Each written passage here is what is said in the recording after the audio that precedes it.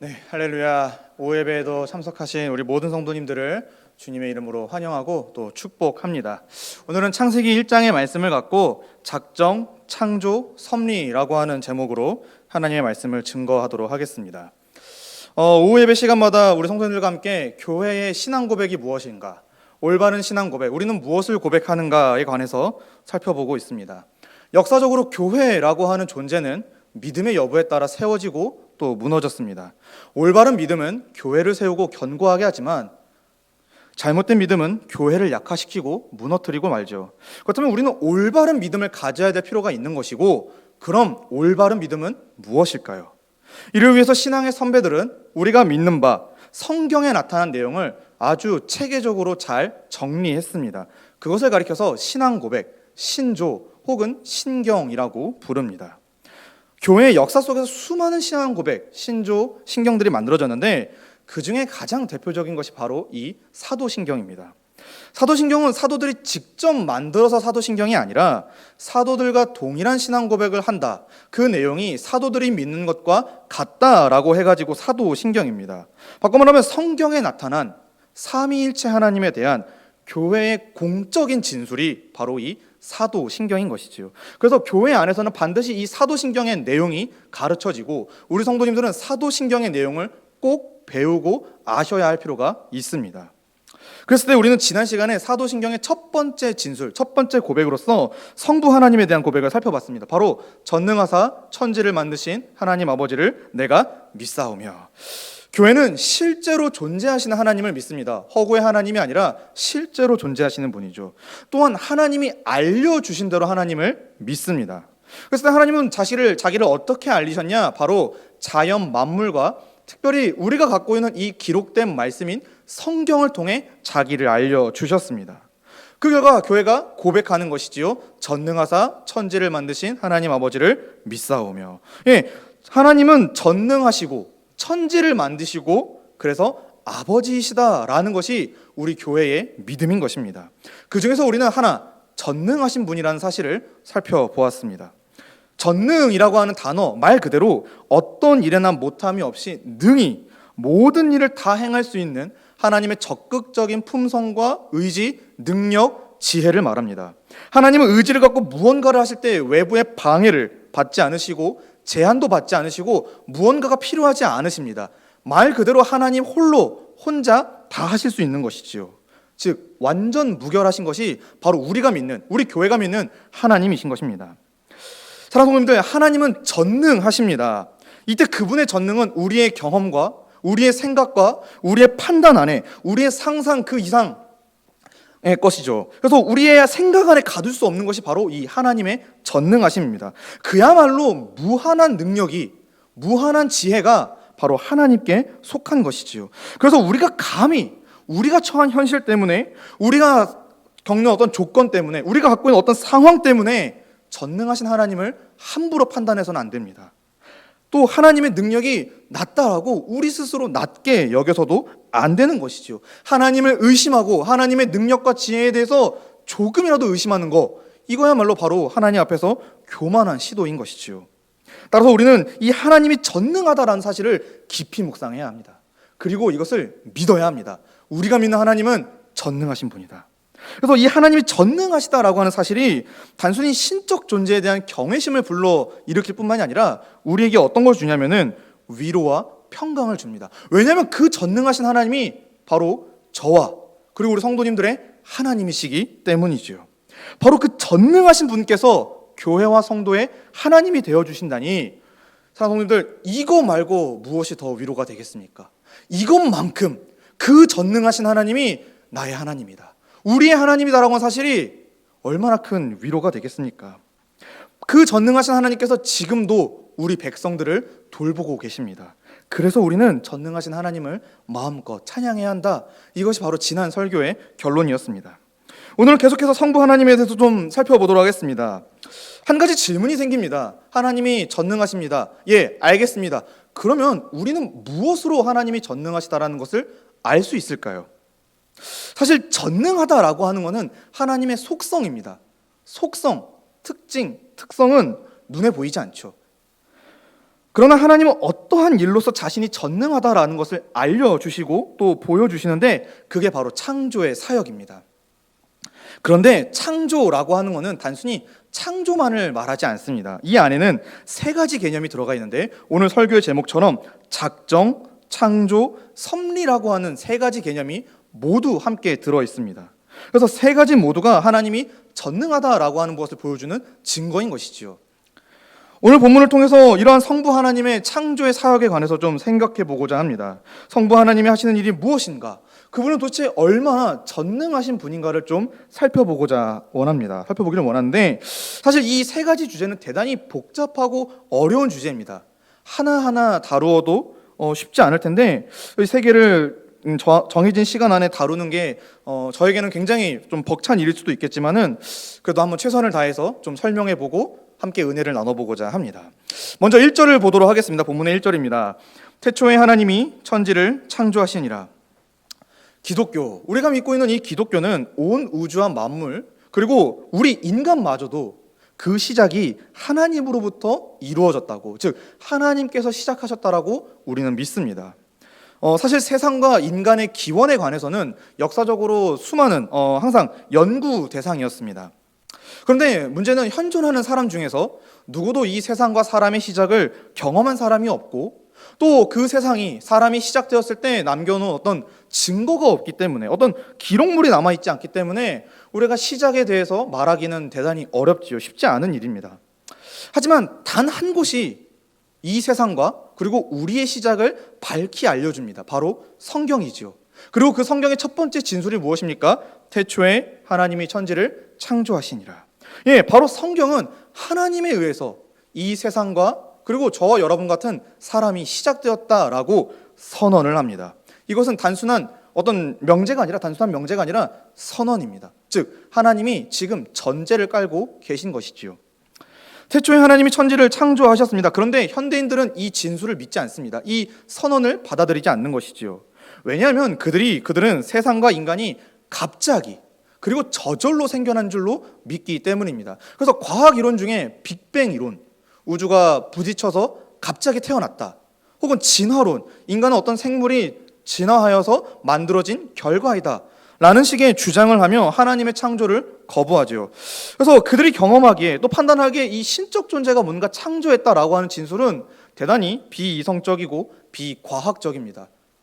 그래서 하나님을 믿지 않습니다. 그러나 우리는 하나님을 믿죠. 하나님이 창조하셨더라고요. 여기서 우리가 창조와 과학의 관계를 좀 생각해 볼 필요가 있습니다.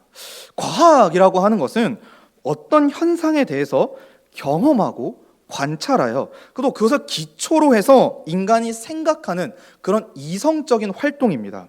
그런데 과학이 과학되기 위해서는 한 가지 조건이 필요합니다. 그것은 바로 인간이 경험하고 관찰할 어떤 현상이라고 하는 것이 이미 존재해야 한다라고 하는 것이지요. 존재하지 않는 것을 과학은 관찰하거나 경험할 수가 없고 또 생각할 수가 없죠. 즉 이미 무언가가 존재해야만이 과학이 과학될 수 있다라고 하는 것입니다. 그럼 그 존재는 어떻게 생겨난 것입니까? 사실 과학은 이걸 설명할 수가 없는데 성경은 설명을 합니다. 바로 하나님이 창조하신 것이지요. 그래서 과학이라고 하는 것 자체는 하나님이 창조하신 것을 발견해서 깨닫는 학문인 것입니다. 즉 과학은 창조를 전제로 이루어져야만 한다라고 하는 것이죠. 따라서 우리가 과학 그 자체를 나쁘게 볼 필요는 없습니다. 오히려 과학이라고 하는 것은 하나님의 창조를 잘 알게 해주고 그 창조를 이루신 하나님을 더욱 높이기 위해서 그런 도구로서 우리에게 필요합니다. 근데 문제는 무엇이냐면은 과학이라는 것을 앞세워서 우리의 이성과 우리의 경험이라는 것을 앞세워서 창조주 하나님을 부정하는, 즉 과학으로 인간의 이성으로 사람의 경험으로 이 세상과 인간에 대해서 설명할 수 있다라고 말하는 과학주의가 문제인 것이지 과학 자체는 문제가 아닌 것입니다. 그래서 인간의 경험과 이성은 결코 하나님의 존재와 창조보다 앞설 수 없다. 이것을 우리는 전제로 깔고 이 말씀을 봐야 하는 것이죠. 그래서 하나님이 창조하셨다. 이것이 우리의 전제가 되는 것입니다. 그랬을 때 하나님은 태초에 천지를 창조하셨습니다. 근데 왜 창조하셨을까요? 창조의 목적이 있겠죠. 역사적으로 창조의 목적, 하나님이 세상을 왜 창조하셨는가에 대해서 수많은 논의가 이루어져 있습니다. 과학자들도 신학자들도 또 여러 철학자들도 이 세상은 왜 만들어졌을까에 대해서 많이 고민을 했고, 근데 그 모든 결론이 하나로 귀결이 됩니다. 바로 하나님께서 자신의 주되심을 드러내기 위해 이 세상을 창조하셨다라고 하는 것이죠. 즉 하나님 자신이 하나님 되신다라고 하는 사실을 알리기 위해서 이 세상을 창조했다라고 하는 것입니다. 그래서 하나님이 자신의 주권을 드러내기로 계획하셨고 뜻하셨고, 그 결과 태초에 천지가 창조되었습니다. 이처럼 하나님이 뜻하시는 것, 하나님이 계획하시는 것, 이걸 가리켜서 작정이라고 부릅니다. 곧 하나님께서 자기의 영광을 위하여 모든 것을 주권적으로 미리 정하여 두시고 뜻하시고 계획해 내신 것이지요. 이러한 하나님의 작정하심이라고 하는 것은, 하나님의 작정이라고 하는 것은 모든 일을 계획하고 행하심에 있어서 최고의 이유가 되며 만사에 있어서 가장 의로운 이유가 된다, 원인이 된다라고 말할 수 있겠습니다. 그래서 창조는 작정에 근거합니다. 하나님이 뜻을 세우셨기 때문에, 하나님이 계획을 갖고 계셨기 때문에 태초에 천지가 창조된 것이지요. 그랬을 때 우리가 하나님의 작정에 관해서 오해하지 말아야 될 사실이 하나 있습니다. 바로 하나님은 미래에 어떤 것을 미리 아셔서 그것대로 작정하신 것이 아니라고 하는 사실이죠. 오히려 그분 안에는 과거든 현재든 미래든 그 모든 지식이 하나로 존재합니다. 하나님께 과거와 현재와 미래가 없죠. 모두 하나님 앞에서 현재의 한순간에 불과한 것입니다. 그래서 하나님이 무언가를 뜻하셨다면은, 하나님이 무언가를 계획하셨다면은 그것이 현재이고 미래가 되는 것이죠. 이것을 사실 우리는 이해할 수가 없습니다. 우리는 뜻을 가지면은 그 뜻이 이루어지는 시간적인 과정을 거치는데, 하나님은 그런 것이 없으십니다. 하나님은 뜻하시니 일하시는 거고, 일하시니 그것이 하나님의 뜻이 되는 것이지요. 그래서 하나님이 전능하다라는 그 속성을 생각할 때 이것은 매우 타당한 생각인 것입니다. 그랬을 때 하나님의 작정에 대한 여러 가지 특징들이 있습니다. 하나님이 작정하신 바는 영원하고 불변합니다. 그래서 하나님은 결코 후회하지 않으시지요. 하나님의 작정은 항상 거룩하고 의로우며 선합니다. 그래서 우리가 얼마든지 신뢰할 수가 있습니다. 비록 우리의 관점에서, 우리가 보기에 이 세상에서 벌어지는 일들, 이 세상에 나타나는 현상들이 우리가 보기에는 대단히 모순되고 상충되며 정말 이것이 가능한 일인가? 라고 말도 안 되게 여겨지지만, 사실 하나님의 뜻은 지금까지도 동일하고 있습니다. 그리고 그 뜻은 반드시 이루어진다라고 하는 사실인 것이죠. 한편으로 이러한 작정에 대한 설명들, 작정 교리는 수많은 오해를 낳았고 또 여러 공격을 받았습니다. 왜냐하면 사람들이 듣기에 하나님이 미리 정하셨다라고 하는 이 진술, 이 명제는 마치 그러면 하나님이 죄마저도 만드신 것이냐라고 오해하게끔 만들었다라고 하는 것이죠. 그래서 아담이 타락한 것은 사실 아담 그의 잘못이 아니라 하나님의 잘못이 아니냐, 우리가 죄인이라고 말하는 것은 사실 하나님이 원인이 아니냐라고 그들은 생각한다라고 하는 것입니다. 그러나 하나님은 죄의 조성자가, 죄의 원인이 아니십니다. 오히려 하나님은 그런 사건들, 아담의 범죄를 비롯한 인류의 모든 죄악을 통틀어서 하나님 자신의 거대한 뜻과 계획 안에서 그것들을 허용하신 것입니다. 그것이 하나님의 뜻을, 하나님의 계획을 막거나 변질시키거나 어떻게 와해시킬 수가 없는 것이죠. 하나님의 뜻이라고 하는 거대한 테두리 안에서 그 일은 일부에 불과한 것입니다. 따라서 우리가 믿는 하나님은 어떤 분이십니까? 모든 일의 주권자이십니다. 모든 일의 왕이신 것이지요. 이 세상에서 일어나는 일들 모두가 하나님의 작정대로, 하나님이 뜻하신 대로, 하나님이 계획하신 대로, 또 허락된 대로 이루어져 가고 있는 것입니다. 세상과 사람의 창조도 그렇고요, 인류의 타락과 구원도 그렇고, 더 나아가 새하늘과 새 땅이 완성되기 전까지 일어나는 그 모든 과정들, 그 모든 일들마저도 모두 하나님의 작정 안에 있는 것입니다. 하나님의 계획 안에 있는 것이고 하나님의 지혜와 능력 안에 속한 일들인 것이지요. 그래서 이것을 누구도 무엇도 하나님의 작정을 막거나 변하게 만들 수 없습니다. 또 그것을 두고 하나님을 불의하다라고 말할 수 없는 것이지요. 그래서 우리가 믿는 하나님이 전능하시다라고 말하는 것입니다. 사랑하는 성도님들, 하나님은 정말 자유롭게 뜻을 세우시고 그 뜻을 이루실 수 있을 만큼 전지전능한 주권자이십니다. 또한 그분의 작정은 어떠한 어떠한 것에도, 심지어 우리가 범죄하는 일, 우리가 죄악을 행하는 그런 일 따위에도 무너지거나 변하지 않는 것이 하나님의 뜻이고 하나님의 전능하심이라고 하는 것이지요. 오히려 그분의 뜻은, 그분의 살아계심은, 그분의 능력과 지혜는 모든 것을 초월하여 반드시 이루어진다라고 하는 사실을 믿으시기 바랍니다. 그러므로 우리는 영원토록 변하지 않는 이 하나님의 뜻을 가장 귀하게 여기고 그 뜻을 따라 살아가야 하는 것입니다. 그분의 절대적인 뜻에 우리가 전적으로 복종해야 할 필요가 있다. 이것이 바로 작정이 우리에게 가르쳐주는 교훈인 것입니다. 하나님은 작정하시는 분이십니다. 그럼 하나님은 작정하시는데 작정하실 분 혹은 그냥 마음속에 어떤 소원을 품고 가만히 계신 것은 아닙니까? 우리도 그럴 때가 있죠. 마음에 어떤 일을 해야겠다라고 마음을 먹으나 생각을 가지나 그 일을 잘 안 할 때도 있고 혹은 못할 때도 있죠. 하나님은 작정하실 분 아무런 활동을 안 하시는 것은 아닌가? 아니요, 그렇지 않습니다. 그럼 하나님의 작정이라고 하는 것은 반드시 어떤 방식으로, 하나님의 뜻은 어떤 방식으로 반드시 나타나기 마련인데 어떤 방식으로 나타나는가 했을 때 우리의 신앙의 선배들은 이렇게 정리를 했습니다. 웨스터민스터 소유리 문답 8문에 보시면 이렇게 대답을 하고 있죠. 하나님께서 그 작정을 어떻게 이루시는가 했을 때 답을 이렇게 내립니다. 하나님께서 그 작정을 이루시는 것은 창조와 섭리하시는 일로 하신다. 즉 창조와 섭리라고 하는 일이 하나님의 뜻하심이 나타나는 방식이다라고 하는 것입니다. 그래서 하나님이 창조하셨습니다. 2절부터 5절까지 하나님의 창조의 내역이 쭉 소개가 되고 있습니다. 사실 창세기 1장과 2장이 하나님의 창조에 관한 이야기지요.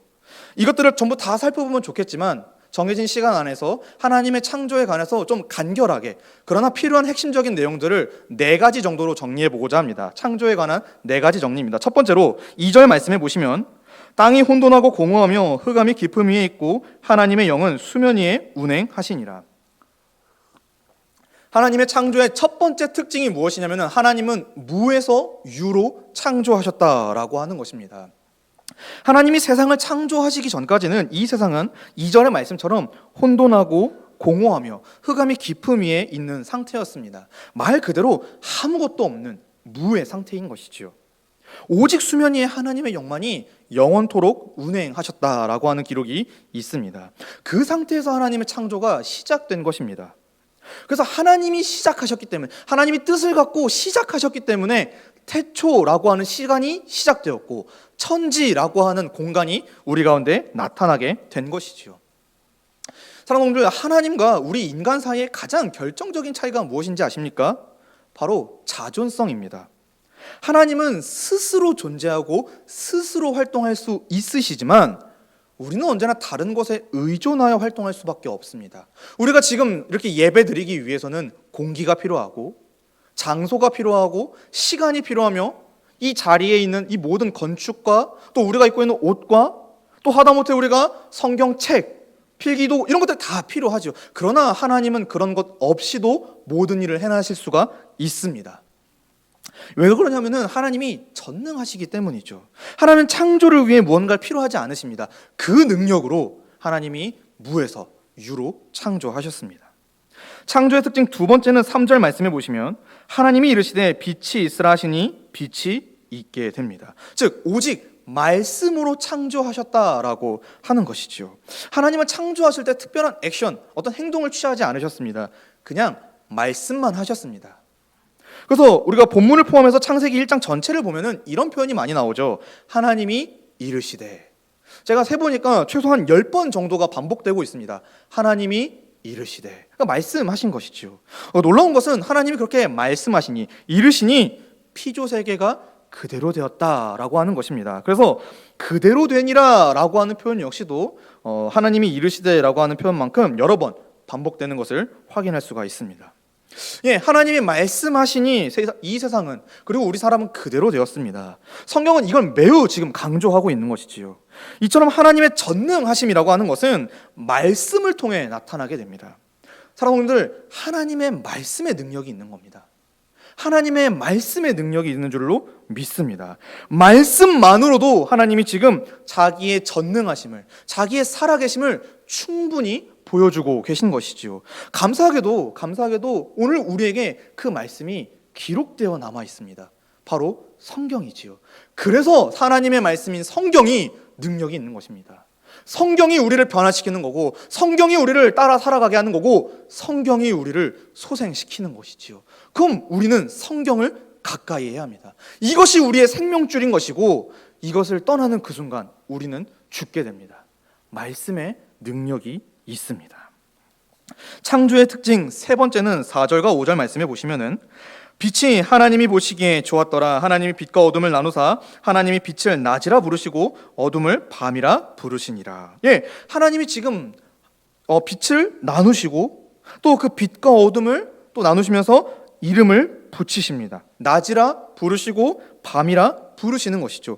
지금 하나님께서 이 세상에 질서를 세우고 계신 것입니다. 하나님은 아무것도 없는 상황에서 빛을 지으셨습니다. 그리고 그 빛을 어둠으로 또 어둠과 나누셨죠. 그리고 그 빛을 낮이라 부르셨고 어둠을 밤이라 부르시니 그것이 그대로 되었습니다. 사실 이 외에도 창세기 1장에는 이런 하나님의 나누시고 부르시는 사역들이 많이 등장합니다. 6절, 7절, 9절, 14절에 나오죠. 이때 하나님께서 나누다라고 하는 동사, 히브리어로 바달이라고 하는 단어인데, 이 단어는 성경에서 주로 하나님에게만 사용되는 경우가 있습니다. 즉 하나님의 주권적인 활동이라고 하는 것입니다. 이 나누는 활동 자체가 하나님의 영역이라고 하는 것이죠. 그래서 하나님께서만이 이 세상에 주권적으로 질서와 규범을 세워 가시는 것입니다. 사랑하는 분들, 이 세상은요 하나님이 정하신 질서 안에서, 그리고 하나님이 세우신 그 질서대로 움직입니다. 자연 환경이든 인류의 역사이든 혹은 우리 개인의 인생이든 하나님의 질서를 떠나 존재할 수가 없는 것이죠. 반드시 우리는 하나님의 질서 안에 머무르기 마련입니다. 그리고 그 질서대로 사는 것이, 그 질서대로 되어지는 것이, 그 질서대로 자연 만물이 움직이고 인류의 역사가 흘러가며 우리 개인의 인생이 만들어지는 것이 하나님께 영광이 된다라고 하는 사실을 기억할 필요가 있습니다. 왜냐하면 하나님은 질서의 하나님이시기 때문이죠. 그럼 반대로 생각해 봤을 때 하나님의 질서를 거스르는 것은 다 무엇입니까? 죄입니다. 하나님의 창조 질서를 거스르는 것, 하나님의 구원의 어떤 그 은혜의 질서들을 거슬러 행동하는 것들, 그 모든 것들이 다 죄이죠. 현대 사회에는 그런 질서들이 많이 파괴되고 있습니다. 성에서, 가정에서, 또 우리가 살아가는 인생의 목적에서, 수단에서 하나님의 질서가 완전히 망가지고 있지요. 이런 것들이 얼른 회복되어야 할 필요가 있다라고 하는 것입니다. 어쨌거나 하나님은 질서를 창조하셨습니다. 하나님의 창조 네 번째 특징은 이제 5절 끝에 보시면은 저녁이 되고 아침이 되니 이는 첫째 날이니라라고 되어 있습니다. 그래서 하나님이 이 질서를 만드실 때 죄송합니다. 다시 하겠습니다. 4절 말씀해 보시면 빛이 하나님이 보시기에 좋았더라 이렇게 되어 있습니다. 하나님의 창조의 특징 네 번째는 하나님이 보시기에 좋은 창조였다라고 하는 것입니다. 하나님은 6일 동안 창조를 하셨습니다. 이때 하루마다 하나님은 자신의 창조를 평가하시지요. 4절, 10절, 12절, 18절, 21절, 25절 말씀에 하나님이 자신의 창조를 평가하십니다. 보시기에 좋았더라. 그런데 이러한 하나님의 평가는 마지막 날의 평가에서 절정을 이룹니다. 바로 자기 형상과 모양대로 우리와 같은 사람을 창조하신 것이지요. 그리고 하나님이 온 세상을 지으신 후 평가하시는데 31절에 이렇게 나와 있죠. 하나님이 지으신 그 모든 것을 보시니 보시기에 심히 좋았더라. 그래서 하나님이 이 세상을 만드시고 사람을 만드시니 그것이 심히 좋았다라고 말씀을 하고 있습니다. 하나님은요 세상과 그리고 사람을 자기가 보기에, 자신이 보시기에 심히 좋도록 창조하셨습니다. 그럼 바꿔 말하면 무엇입니까? 현존하는 지금 우리가 지금 땅을 밟고 있는 이 세상과 그리고 우리는 하나님이 보시기에, 하나님이 만드신 것 중에 가장 좋은 것입니다. 또한 하나님이 보시기에 심히 좋다라고 하는 말은 하나님의 창조는 완벽했다라고 하는 것이지요. 여기에 뭔가를 더하거나 빼거나 그럴 것이 아니라 하나님이 만드신 그 세상은 정말 완벽했다라고 하는 것이 창세기의 증언인 것입니다. 달리 말하면 하나님의 뜻이, 하나님의 그 작정하심이 지금 계획하신 그대로 전부 이루어졌구나. 이것을 우리는 성경을 통해 알 수가 있는 것이지요. 하나님이 뜻하시니 그 뜻이 그대로 이루어졌습니다. 바로 하나님이 전지전능하다라고 하는, 그런 하나님이다라고 하는 증거가 됩니다. 창조 사건은 그래서 하나님의 작정하심, 즉 그가 뜻하시고 계획하신 바가 이루어졌고, 그래서 그것이 무엇인지를 우리에게 잘 보여주고 있습니다. 하나님은 영원 전부터 어떤 뜻을 가지셨고 어떤 계획을 가지셨고 그 뜻을 따라 태초에 천지를 창조하셨습니다. 그 결과 하나님이 보시기에 힘이 좋은 세상과 사람이 창조됐죠. 그래서 만들어진 이 피조세계 전체는 모두 하나님의 주권 아래에 있는 것입니다. 이처럼 하나님은 창조를 통해 자신의 작정을, 자신의 뜻을, 자신의 계획을 성취하셨죠. 그리고 만들어진 이 세상을 가리켜 우리는 하나님 나라다라고 말을 합니다. 사랑하는 분들, 하나님은 창조 사역을 통해 자신의 뜻을 이루셨습니다. 이미 이루셨죠. 바로 하나님 나라입니다.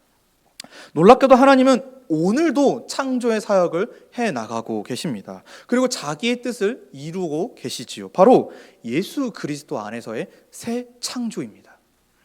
새 창조 역시 하나님 나라라고 하는 결과로 이어지게 되는데, 바로 우리들이 예수 그리스도 안에서 구속받은 우리 백성들이 하나님의 주권을 인정하여 그의 말씀에 순종하여 그 질서대로 행하고 살아가는 그 모든 새로운 세상과 백성들이 탄생하니 바로 하나님의 나라가 지금도 만들어져 가고 있다라고 하는 사실입니다. 바로 그 창조의 능력이 말씀을 통해 이 땅 가운데 실현되고 있다라고 하는 것이죠. 그래서 하나님은 전능하셔서 태초에 천지를 창조하신 분입니다. 창조된 피조세계 전체는 그분의 전능하심을 드러내는 증거입니다. 특별히 그리스도 안에서 새롭게 창조된 저와 여러분이 바로 하나님의 백성들이 하나님의 살아계심과 하나님의 전지전능하심을 드러내는 가장 결정적인 증거가 되는 것이지요. 하나님이 전능하다는 걸 무엇으로 알 수 있습니까? 이 자연 만물을 통해서도 충분히 알 수 있지만, 죄악에서 돌이켜 하나님의 질서에, 하나님의 뜻에, 하나님의 말씀에 순응하기로 변화된 우리를 통해 하나님이 정말 능력이 있으시다라는 것을 확인하게 되는 것이지요. 우리가 바로 창조의 증거입니다. 그래서 우리는 창조주 하나님을 늘 바라봐야 하는 것이지요. 우리 자신을 볼 때마다 변화되어진 우리 자신, 하나님의 말씀에 순종하며 살기를 원하는 우리 자신을 볼 때마다 우리는 창조주 하나님이 생각나고 또 그분을 마음껏 찬양하고 예배하기를 원해야 한다라고 하는 것입니다. 그것이 창조가 우리에게 주는 교훈입니다. 이제 마지막입니다. 하나님은 창조하셨습니다. 그럼 창조하신 세상에 대해서는 어떻게 관계하고 계시고 또 대처하고 계십니까? 바꿔 말하면 하나님이 이 창조하신 세상을 지금 어떻게 다스리고 계시냐라고 하는 질문입니다. 과연 이 세상은 지금 하나님이 뜻하신 대로, 계획하신 대로, 작정하신 대로 잘 운영되고 있습니까? 라고 했을 때 우리는 섭리라고 하는 개념으로 대답을 할 수가 있습니다. 5절 끝에 보시면은 저녁이 되고 아침이 되니 이는 첫째 날이니라 라고 기록되어 있습니다. 섭리라고 하는 단어는 우리가 좀 개념을 알 필요가 있는데, 이 세상을 지배하는 하나님의 능력을 의미합니다. 하나님이 작정하신 대로 태초에 천지가 창조되었습니다. 그리고 그 세상은 자연스럽게 움직이기 시작했습니다. 저녁이 되고 아침이 된다라고 하는 것 자체가 그런 하나님이 만드신 자연의 질서가 움직이기 시작했다라고 하는 것이지요. 즉 우리가 아는 모든 자연 법칙이 이제 정상적으로 시작되었다, 움직이기 시작했다를 보여주고 있는 것입니다. 사실 이러한 자연의 움직임은 첫째 날 우리가 읽은 이 본문에서만 나타날 뿐만이 아니라 창조사역 전체 가운데 나타나고 있습니다. 그래서 6일 가운데 저녁이 되고 아침이 되니 이는 첫째 날이니라, 둘째 날이니라, 셋째 날이니라 쭉 이 세상이 움직이고 있는 것을 확인할 수가 있죠. 그리고 창조된 이래로 그 창조의 법칙이 지금까지 유지되고 있습니다. 그래서 우리는 시간이 되면 저녁이 되는 것을 확인하고 시간이 되면 아침이 되는 것을 확인할 수 있으며, 또 이 시간의 문제뿐만이 아니라 계절도, 변화하는 계절도 확인할 수 있고 또 수많은 천체와 자연의 법칙들을 확인할 수가 있죠. 지금도 그것들이 유지되고 있다라고 하는 것입니다. 그렇다면 이 창조의 질서와 또 법칙이 어떻게 오늘까지, 심지어 창조 때부터 오늘날까지 이토록 긴 시간 동안 어떻게 유지될 수 있는 것일까요? 바로 하나님께서 자신이 창조하신 이 세상을 붙들고 계시기 때문입니다. 붙잡고 계시기 때문에 이것이 하나도 땅에 떨어지지 않는 것이지요. 이게 바로 섭리입니다. 자연 만물은 또 우리 인간의 역사도 마찬가지인데 하나님에 의해 움직이고 유지되며 하나님의 뜻에 궁극적인 성취를 향하여 계속해서 나아가고 있는 것입니다. 따라서 하나님이 없이는 무엇도 존재하거나 유지될 수가 없다. 이것이 섭리를 믿는 그리스도인들의 생각인 것이지요. 그래서 사도 바울도 이렇게 표현을 했는데 사도행전 17장 28절 말씀해 보시면은 우리가 그를 힘입어 기동하며 존재하느니라. 예, 지금 하나님을 힘입어 존재하는 것입니다. 하나님이 붙드시기 때문에 이 세상과 인류가 유지되고 살아가고 있는 것이지요. 어떤 사람들은 자연 법칙이 하나님으로부터 독립된다라고 생각합니다. 즉 하나님과 자연 세계가, 피조 세계가 분리되어 있다라고 생각하는 것이지요. 그들이 생각하기에 하나님과 피조 세계 사이에는 어떠한 관계도 없어 보입니다. 그래서 그들은 이렇게 주장합니다. 하나님은 피조 세계를 다 창조하시고 심히 좋았다라고 하니 이후에 손을 떼셨고 그래서 세상이 자연스럽게 그냥 움직이도록 그것을 바라만 보고 계신다라고 주장을 합니다. 이걸 이신론이라고 하는 주장이 있습니다. 즉 세상에 대해서 굉장히 냉정하신 하나님이신 것이죠. 그럼 과연 하나님은 피조 세계와 무관하게 존재하실까요? 창조를 전혀 돌보지 않는 하나님이 우리가 믿는 하나님일까요? 그렇지 않습니다. 하나님은 태초에 천지를 창조하셨을 때부터 그리고 오늘까지 창조하신 그 세상과 그 사람들을 붙들고 계시고 유지하고 계십니다. 그래서 오늘 우리가 이렇게 살아있는 것입니다. 살아있을 뿐만이 아니라 하나님을 알고 믿으며 하나님을 예배하는 이 자리로 우리가 올 수 있는 것이죠. 왜? 하나님이 붙드시니까요. 그래서 하나님은 지금까지도 동일하게 우리를 사랑하고 계십니다. 그리고 더 좋은 것이 되기 위해서 계속해서 우리에게 끊임없이 우리의 삶에 간섭하고 또 우리와 관계를 맺으시고 계시다라고 하는 것입니다. 초월하신 하나님이, 그 전능하신 하나님이 지금 우리와 끊임없이 함께하기를 원하십니다. 그렇게 하는 일이 바로 섭리다라고 하는 것입니다. 웨스터민스터 소요리 문답 동일한 건데 11문에 보시면은 하나님의 섭리하시는 일이 무엇인가 이렇게 했을 때 섭리를 이렇게 설명을 합니다. 하나님의 섭리하시는 일은 지극히 거룩함과 지혜와 권능으로서 모든 창조물과 그 모든 행동을 보존하시며 치리하시는 것이다. 보존하시고 다스리신다. 유지하시고 통치하신다라고 하는 것이 섭리인 것이죠. 하나님은 이 세상을 섭리하고 계십니다. 그래서 자신이 뜻이 이루어지도록 작정하신 바가 반드시 이루어질 수 있도록 보존하고 통치하고 계신 것입니다. 하나님은 창조하신 것들에 대해서 그것들의 존재가 유지될 수 있도록 돌보고 계시고 또 이 세상을 그저 유지하시는 것뿐만이 아니라 하나님께서 영원 전부터 갖고 계셨던 그 목적, 그 뜻, 그 계획, 그 작정을 이룰 수 있도록 이 세상이 그 방향을 향해 나아갈 수 있도록 지금도 운영하고 계신다라고 하는 것입니다. 바꿔 말하면 지금 이 세상은 우리가 보기에는 되게 비참하고 정말 무익하고 아무것도 없는 허망한 것처럼 보이지만 실제로는 하나님에 의해서 하나님이 원하시는 그 방향을 향해 일정하게 나아가고 있는 상황인 것입니다. 하나님이 그렇게 섭리하시는 것이지요. 이처럼 하나님은 세상을 섭리하고 보존하고 통치하십니다. 작정하신 바를 반드시 이뤄내시는 것이지요. 우리의 관점에서는 이 세상의 모든 것들이 복잡한 인과관계입니다. 그러나 하나님은 그 복잡한 인과관계 속에서도 한 길, 자기의 길을 반드시 이끌어내시는 분이 바로 우리가 믿는 하나님이신 것이지요. 그래서 하나님이 유일한 전능한 주권자이신 것입니다. 그러므로 이 땅에서 일어나는 일 중에 우연은 없습니다. 모든 것이 우리가 우연찮게 보일지라도 그 모든 것은 하나님의 작정하심 아래 있는 것이지요. 하나님이 그렇게 만들어 놓으신 거고 뜻하신 바가 있는 것입니다. 그걸 우리는 겸손하게 인정해야 하는 것이지요. 우리가 이해하지 못할 뿐인 것입니다. 하나님의 섭리의 손길은 지금까지 창조된 이래로 한 번도 끊긴 적이 없습니다. 이걸 믿으셔야 합니다. 심지어 하나님은 사람의 범죄마저도 자신의 작정을 위하여 사용하실 수 있을 만큼 전지전능하신 분이십니다. 물론 하나님이 그렇다고 해서 죄악을 적극적으로 사용하거나 부추기거나 유도하시는 분은 아니십니다. 다만 하나님의 작정하심 속에 그 일이 발생하더라도 그것이 자기의 뜻에 자기의 작정에 문제가 되지 않게끔 이 세상을 이끌고 나가시는 것이지요. 대표적으로 아담의 범죄에 대해서 하나님이 인류의 구원자로서 여자의 후손이신 예수 그리스도를 약속해 주셨고 때가 되어 그를 보내어 주셨고 그를 통해 우리를 구원하신 사건을 보면 사람의 죄악이, 인류의 범죄가 하나님의 작정을 무너뜨릴 수 없음을 우리는 알 수가 있습니다. 하나님의 작정하심, 그리고 창조하심, 그리고 섭리하심이 이 세상을, 그리고 우리의 신앙을 붙들고 있는 것이지요. 사랑하는 분들, 하나님은 창조하실 뿐만이 아니라 섭리하시는 분이십니다. 하나님의 섭리 안에 속하지 않은 것이 하나도 없습니다. 심지어 우리가 거는 희로애라, 그 모든 인간의 인생의 여정이 모두 하나님의 섭리 아래에 있음을 믿으시기 바랍니다. 그러므로 섭리하시는 하나님을 믿으시기 바랍니다. 의지하시기를 바라고 그분이 인생들을, 우리 백성들을 복된 길로 인도하실 거라는 걸, 그리고 그런 일을 행할 정도로 전지전능한 하나님이다 라고 하는 사실을 믿으시기 바랍니다. 이제 다음에는 그 하나님이 우리의 아버지가 되신다라고 하는 사실에서 더 큰 위로가 발견되겠지요.